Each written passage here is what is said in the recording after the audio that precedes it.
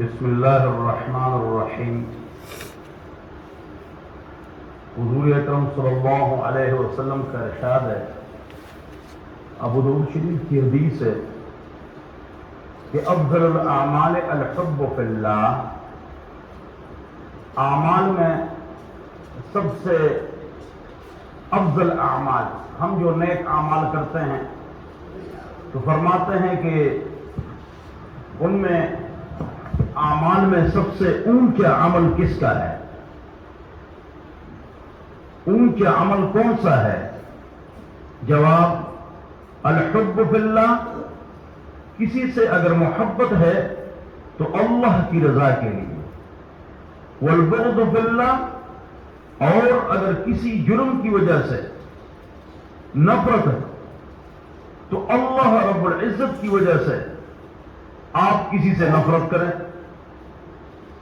ہم ایک دوسرے کے ساتھ اچھے تعلقات رکھتے ہیں، بعضوں کے ساتھ ہماری لگتی نہیں، تو جن سے اچھے تعلقات ہیں، اگر مقصد یہ ہو کہ اس کی بیٹی کے ساتھ رشتہ کروں، اس کے گھر میں رشتہ کروں اور اس سے قرض مانگوں گا، یا مالدار ہے اس سے تعلق ہونا چاہیے، اس بنا پر تعلق نہیں رکھنا چاہیے،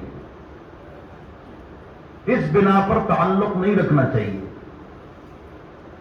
اور یہ گناہ ہے اگر کسی کے ساتھ تعلق رشتے کی بنیاد پر ہو اور وہ رشتہ نہ ہو جائے، یا قرض نہ ملے، یا وہ ملازمت نہ دلوائے، یا وہ قرضہ نہ دے، اور پھر تعلق کاٹ لیا جائے، توجہ، تعلق کاٹ لیا جائے، تو یہ بہت خطرناک اور غلط تعلق ہے۔ اور اگر اللہ کی رضا کے لیے کسی کے ساتھ تعلق ہے اور وہ اور آپ ایک دوسرے کے ساتھ امداد کریں، محبت کریں، دعوت کا راستہ کھلا ہوا ہو، آپ اس کو دعوت دیں، اس کی غمی میں اور خوشی میں شرکت کریں، یہ تعلق اچھا ہے۔ اور اسی طرح اگر کسی کے ساتھ نفرت ہے اس وجہ سے کہ یہ دین کا دشمن ہے، اگر ہماری امی کو کوئی گالی دے دے تو ہم اس سے سودا نہیں خریدیں گے، سب لوگوں کے سامنے آج چوک میں ہماری امی کو گالی دے دے، قیامت تک ہم اس سے سودا نہیں خریدیں گے۔ تو اگر کوئی آدمی ہماری پیاری امی، تمام مسلمانوں کی ماں حضرت پاک عائشہ صدیقہ رضی اللہ عنہا کو گالیاں دے اور ننگی گالیاں دے تو ہم اس سے بھی سودا نہیں خریدیں گے، اس سے بھی تعلقات نہیں رکھیں گے۔ کیوں کہ پاک اللہ نے فرمایا وہ پاک ہے اور ہمارے پاک نبی کی پاک بیوی ہے، لیکن اگر کوئی اس کو گالی دے، کوئی ان کو گالی دے تو ہم اس کے منہ بھی نہیں لیں گے، اس سے ہم نفرت کریں گے، اس لیے کہ ہماری روحانی امی اس کے ساتھ نفرت کرتا ہے تو ہم اس کے ساتھ نفرت کرتے ہیں۔ تو محبت کی جو وجہ ہے وہ دین ہو اور نفرت کی جو وجہ ہے وہ دین۔ ہمارا ناراض ہونا ہم سب کا ایسا نہیں، مجھے پروٹوکول نہیں دیا، مجھے پیسے نہیں دیے، مجھے قرضہ نہیں دیا، مجھے رشتہ نہیں دیا، میرا کام نہیں کرایا، بس یہ۔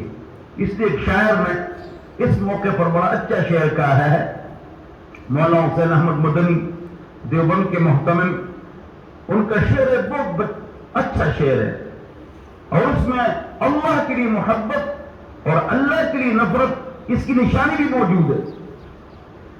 تو وہ شعر یہ ہے، اللہ کے واسطے جب ہو محبت، اللہ کے واسطے جب ہو محبت، اسے ہر حال میں بے شک بقا ہے، سوا اس کے جو محبت ہے جہاں میں، وہ خود غرضی کے شعلوں میں فنا ہے۔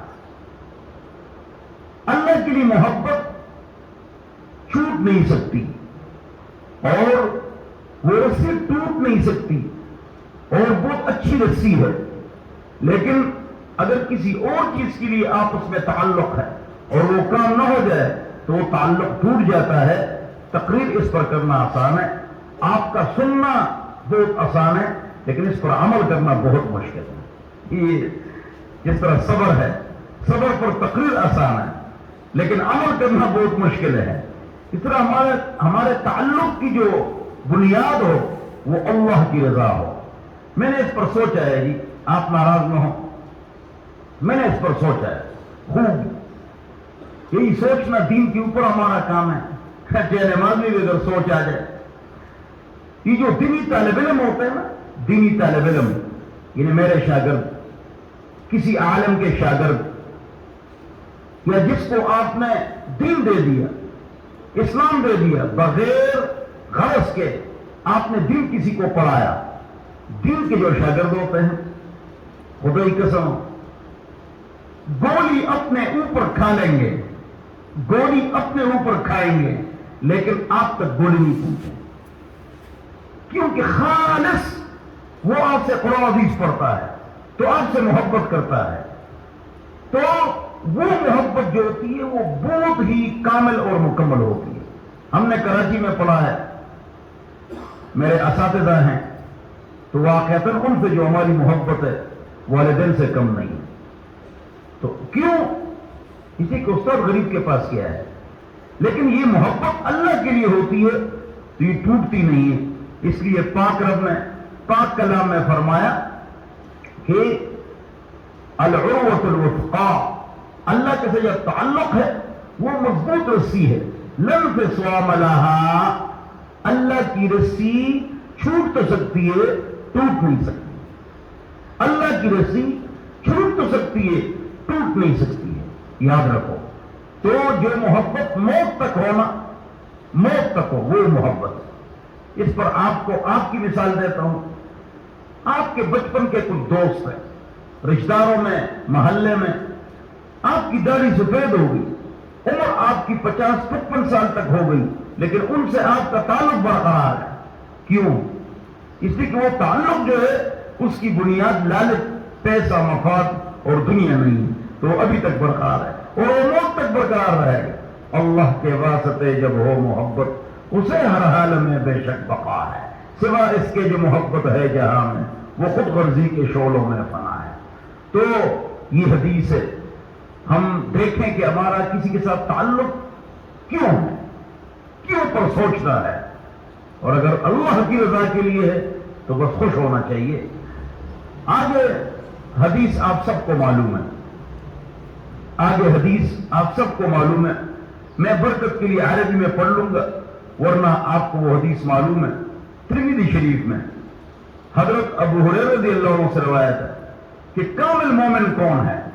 کامل مومن وہ ہے من سلم المسلمون من لسانہ و یدہ، کامل مسلمان وہ ہے کہ اس کی زبان سے اور اس کے ہاتھ سے کسی کو تکلیف نہ پہنچے، اس کی زبان سے اور اس کے ہاتھ سے کسی کو تکلیف نہ پہنچے۔ زبان اور ہاتھ کا تذکرہ اس لیے کیا پاک نبی محمد پاک صلی اللہ علیہ وسلم نے، اس سے زیادہ تکلیف اسی سے آتی ہے، ورنہ یہ نہیں کہ کسی کو زبان اور ہاتھ سے تکلیف تو نہیں دینا چاہیے، لیکن اس حدیث میں لات کا ذکر نہیں ہے تو لات مارنا چاہیے، یہ مطلب نہیں ہے۔ مطلب یہ ہے کہ آپ کی کسی قول و فعل سے کسی کو تکلیف نہ پہنچے تو فرماتا ہے کہ آپ کامل مسلمان ہیں۔ اس میں اس کے لیے بہترین مثال جو ہے وہ ٹریفک ہے۔ ٹریفک میرے سمیت اکثر لوگ یہ غلطی کرتے ہیں کہ گاڑی غلط جگہ پر پارک کرتا ہے، یہ بہت بڑی غلطی ہے، یہ چھوٹی غلطی نہیں ہے، یہ بہت بڑی غلطی ہے، غلط جگہ پر پارک کرتا ہے۔ تو غلط جگہ پر گاڑی کو پارک کرنا، راستے کو بند کرنا وہ اچھی بات نہیں ہے۔ میرے ایک دوست کا ملک خدا داد صاحب 75-76 سال کی عمر میں اس کا انتقال ہوا، لندن میں زیادہ زندگی گزاری اور اسلامک سینٹر چلا رہا تھا۔ وہ فرماتے تھے کہ بہت سارے لوگ جو مسلمان ہوئے ہیں میرے ہاتھ پر، وہ ٹریفک کے اصول پر ہوئے ہیں، ٹریفک کے اصول پر۔ کیا مطلب؟ مطلب یہ ہے کہ یہ جو ٹریفک کے اصول ہے نا، آپ حیران ہوں گے یہ قرآن و حدیث میں ہے۔ مثلا ایک حدیث سنو، او تو طریقہ حق کہا، راستے کو اس کا حق دے دو، راستے کو اس کا حق دے دو. انہیں راستہ روکنا نہیں چاہیے، ٹریفک جام نہیں ہونا چاہیے آپ کی کسی حرکت کی وجہ سے.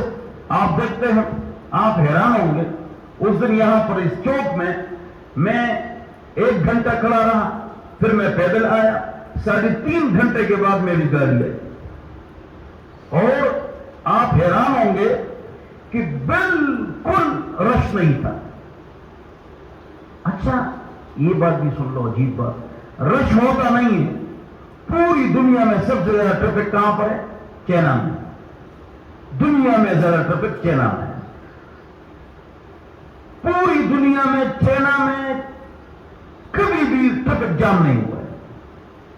آپ کو پتا ہے، جو چائنا گئے ہیں پٹھانوں سے پوچھے، 10 لاکھ گاڑیاں چالو ہے. ٹریفک جام ہو جائے نہیں، گاڑی چلتی رہے گی، چاہے آہستہ ہو جاتے ہو، ٹریفک جام نہیں ہوگا. اللہ کو نہیں مانتے ہیں، لیکن مجال ہے ان میں سے کسی سے غلطی ہو جائے. بس مجھے اس پر، یہ جو ابھی میں بات بتا رہا ہوں، اس پر مجھے اتنا افسوس ہوتا ہے کہ میں آدمی کس کو سمجھے. ادھر سے جانا گاڑی جائے گی، ادھر سے آئے گی، بس ایک گاڑی کونے میں اس طرح جائے اور ادھر سے ایک آئے، درمیان میں پوری جگہ ہی خالی ہو. ادھر بھی 4 جا رہی ہیں، ادھر سے 4 آ رہی ہیں. اب کیسے ٹریفک؟ بس ٹریفک بند، ٹریفک جام، 3 گھنٹے کھڑے، یہ اور بھی خالی ہے، سامنے بھی خالی ہے، ادھر بھی خالی ہے.